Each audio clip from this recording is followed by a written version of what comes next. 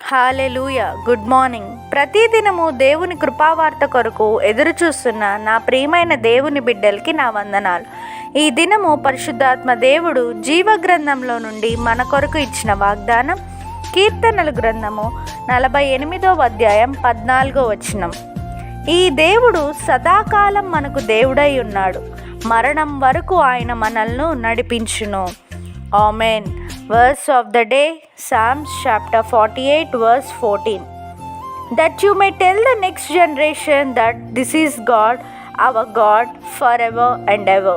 He will guide us forever. Amen. ప్రభు యొక్క కృప సమాధానాలు మీకు మీ కుటుంబానికి ఎల్లప్పుడూ తోడయుండును గాక. ఈ వాగ్దానం విన్న మీ అందరినీ శాశ్వతమైన ప్రేమతో ప్రభు ప్రేమించును గాక. May God bless you and wipe away every tear from your face. Amen.